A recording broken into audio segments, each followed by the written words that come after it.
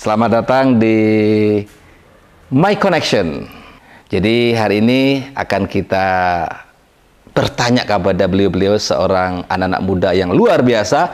Dan ada di samping saya saat ini Bro Michael dan Sis Lala Lili. Apa kabar hari ini? Oke, sebelumnya terima kasih Pak sudah ngundang kita ke acara ini, ke talk show My Connection. Jadi, so today I'm doing very good, sir, actually. And I'm very happy to be on your show. Saya senang sekali berada di sini. Oke, thank you very much. And you? Siapa namanya tadi? Lala. Lala. Kira-kira nih Mas Bro Michael nih, apa sih yang ada di dalam diri Anda kalau Anda misalnya ini tiba-tiba punya rezeki nomplok, jeblok datang gitu loh. Waduh, aku mau pakai apa ini kira-kira? Ini kalau dari saya, Ya. Pak, dari saya pribadi ya.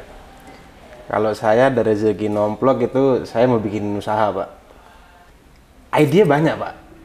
Cuma kendalanya di duit, Pak. Duit ya? Duit, Pak, kendalanya. oke. Jadi saya itu ide banyak banget. Dimulai dari yang kopi, dimulai ke bahan pokok, bahan pangan itu ada semua, Pak, idenya, Pak. Oke. Survei sudah ada, sudah melakukan, mau kemana pasarnya sudah ada. Soalnya saya itu surveinya bukan langsung dari orang lain, tapi dari kawan-kawan saya sendiri, Pak. Jadi saya bisa ngelihat marketnya seperti apa, kebutuhan seperti apa. Cuman yang saya perlukan itu ya sedikit kembali lagi. Fulus modal ya? Iya, Pak, fulus. Kan Pak. masih muda, kenapa nggak jalan-jalan aja gitu? Jalan-jalan, menikmatin hidup gitu. Kan masih muda, kenapa harus mikirin bisnis? Iya, jalan-jalan bisa, Pak. Tapi kalau jalan-jalan nggak ada uang sakunya nggak enak juga, Pak. Oh begitu ya? Iya, Pak. Artinya kemandirian ekonomi Iya. di masa Gen Z sekarang itu sudah berpikir tentang kemandirian ekonomi ya. Betul, gitu. Terus bagaimana dengan Sis Lala Lili tadi? Kalau saya, karena saya dasarnya biasanya nulis gitu. Suka nulis-nulis, coret-coret dinding gitu ya? Beda. Oke, oh beda ya. Oke. Jadi saya suka nulis, jadi bikin tulisan atau apa. Iya. Mungkin kalau saya bikin media online ya. Media online? Iya, karena Oke. saya tertarik ke sana. Oh, begitu ya? Iya. Tertariknya nulis apa kira-kira? Yang lebih spesifik gitu? Saya lebih suka nulis artikel kayak tentang resep. Resep masakan ya? Iya, masakan. Oke. Kayak camilan. Cemilan.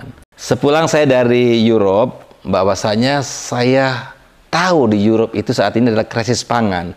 Tetapi pertanyaan saya yang sangat mendasar, kenapa Gen Z saat ini tidak tertarik dengan dunia pertanian? Kira-kira alasannya apa? Oke, Pak. Jadi kenapa Gen Z tidak tertarik ke pertanian ya? Oke, itu mungkin ada beberapa faktor sih, Pak. Salah satunya itu mungkin karena dilihat, oh, jadi petani udah nggak keren. Nggak keren satu. Orang berpikir bahwa menjadi petani itu nggak, income-nya nggak sebesar mereka kerja. Oke.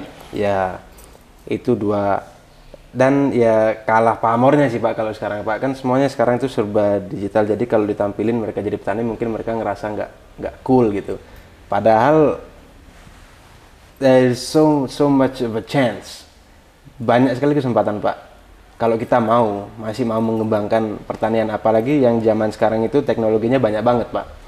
Jadi untuk bertani itu bukan old fashion lagi, bukan yang harus pakai tangan semua, pakai tenaga. Sekarang banyak banget, Pak, mesin pendukung untuk bertani.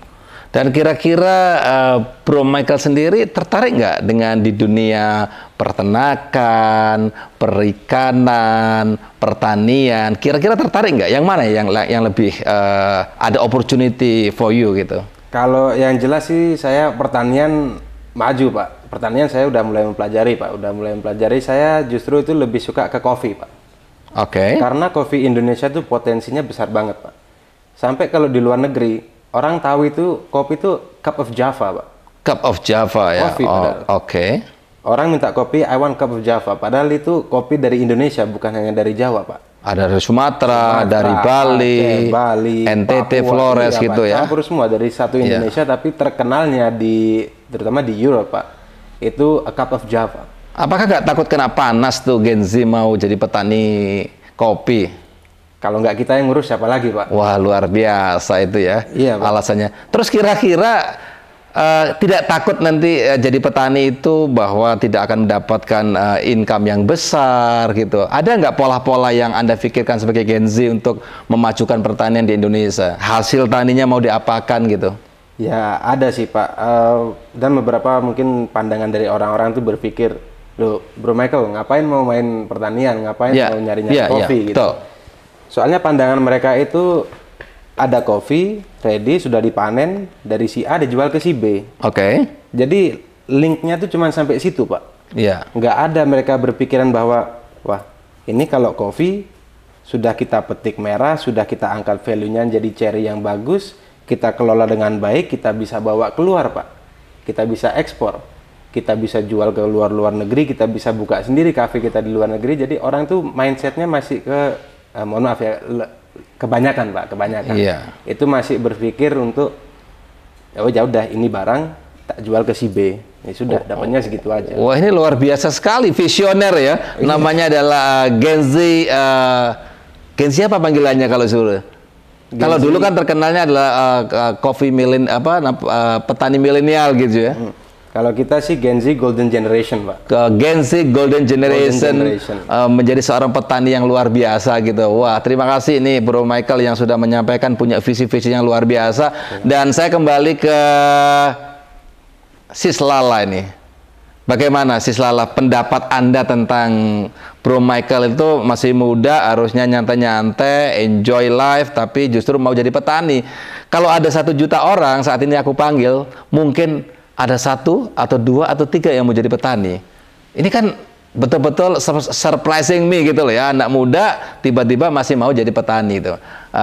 Tadi kalau Sis Lala kan mau jadi seorang jurnalistik ya gitu ya usahanya ya. Jadi bisa kolaborasi ke depan, jadi untuk menulis semua apa yang disampaikan oleh Bro Michael tadi sehingga dikembangkan, sehingga bisa di capture oleh media-media internasional produk-produk kopi yang ada di Indonesia, kira-kira gitu ya.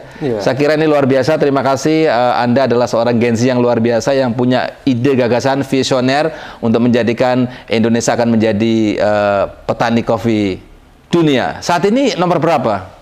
Kalau sekarang sih Indonesia urutannya nomor 3, Pak. Nomor 3. Tapi saya yakin 2045 Indonesia bisa naik nomor 1. Luar biasa. Indonesia number 1. Terima kasih bahwa Anda adalah calon-calon miliarder yang ada di Indonesia, akan membawa kopi Indonesia menjadi kopi dunia di kancah internasional. Luar biasa. Bro Michael dan Sis Lala Lily yang hadir di channel My Connection di senja ini, sore ini, sambil kita ngopi bareng yuk. Mudah-mudahan apa yang kita perbincangkan hari ini kita bisa menjadi orang-orang yang sukses dan bisa membantu Indonesia di kemandirian ekonomi, terutama di 2024, dan Indonesia akan menjadi negara yang ekonominya kuat, dan di 2045 adalah kita butuh Anda menjadi generasi emas yang akan datang di 100 tahun Indonesia merdeka. Siap. Salam ngopi bareng bersama Honor ini Connection.